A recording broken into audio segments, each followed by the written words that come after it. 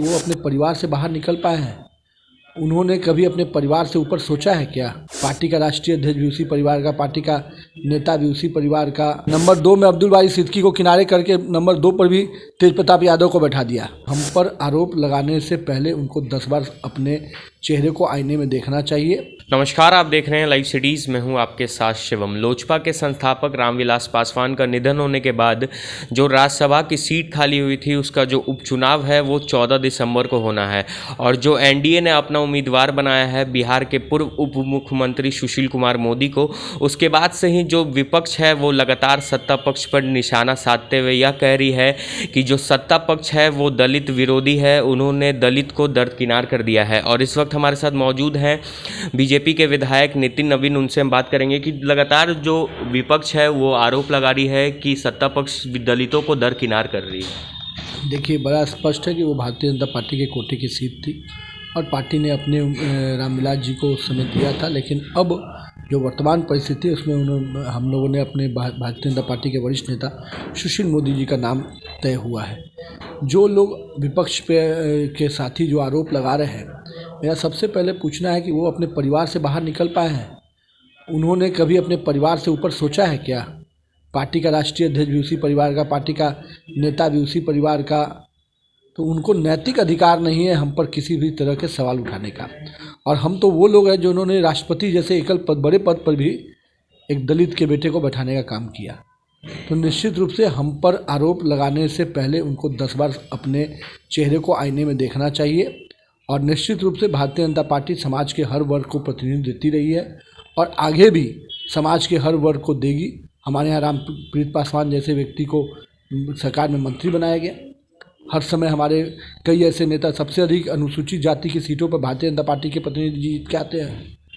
तो निश्चित रूप से ये जो लोग हैं जो परिवार से ही पार्टी चलाते हैं और पार्टी से ही, उसी परिवार से पूरे राज्य और देश चलाना चाहते हैं, पार्टी तो चल जाएगी, न राज्य चलेगा न देश चलेगा उनसे।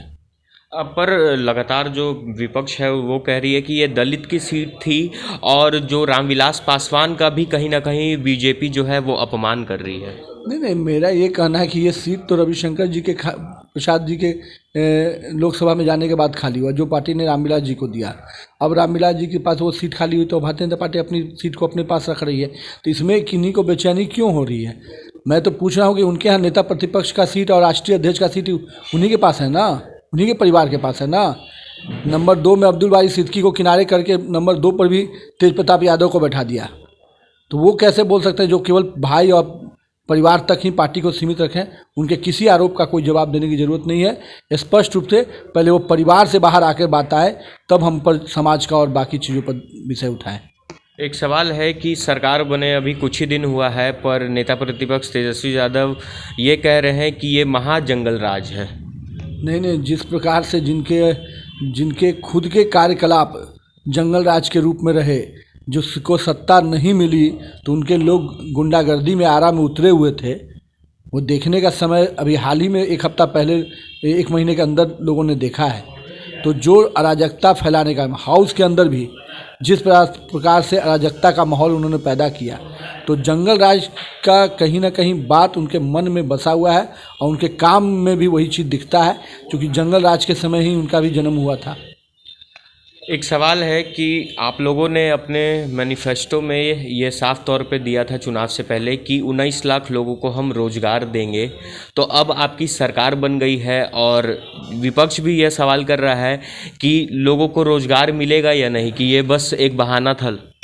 जिस प्रकार से उनके कार्यशैली रही है कि केवल शब्दों में राजनीति करते हैं, हम अपने काम से राजनीति करते हैं।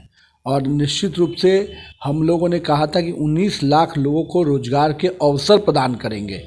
हम लोगों ने स्पष्ट रूप से उसका एक रोड मैप दिया है और आने वाले 5 वर्षों में हम उस रोड मैप पर काम करेंगे। और जनता ने जो हम पर विश्वास किया है, उनके सवाल के आधार पर नहीं, जनता के साथ जो हमने वादा किया है और जो विश्वास जनता ने हम पर किया है, उस पर 5 साल हम लोग काम करेंगे। तो ये थे हमारे साथ बीजेपी के विधायक नितिन नवीन, जिनका साफ तौर पे कहना है कि जो परिवारवाद की पार्टी है तो क्या वो राज्य को क्या चलाएगी और देश को क्या चलाएगी। अब देखने वाली बात होगी कि जिस तरह से महागठबंधन लगातार यह आरोप लगा रहा था कि सत्ता पक्ष जो है वो दलित विरोधी है, पर कहीं ना कहीं महागठबंधन ने भी अपना राज्यसभा के लिए उम्मीदवार अभी तक नहीं उतारा है। तब तक के लिए आप बने रहे हमारे साथ। अगर आपने हमारे चैनल को सब्सक्राइब नहीं किया है तो जल्द से जल्द सब्सक्राइब कर ले। धन्यवाद। वो अपने परिवार से बाहर निकल पाए हैं। उन्होंने कभी अपने परिवार से ऊपर सोचा है क्या? पार्टी का राष्ट्रीय अध्यक्ष भी उसी परिवार का, पार्टी का नेता भी उसी परिवार का। नंबर 2 में अब्दुल बारी सिद्दीकी को किनारे करके नंबर 2 पर भी तेज प्रताप यादव को बैठा दिया। हम पर आरोप लगाने से पहले उनको 10 बार अपने चेहरे को आईने में देखना चाहिए।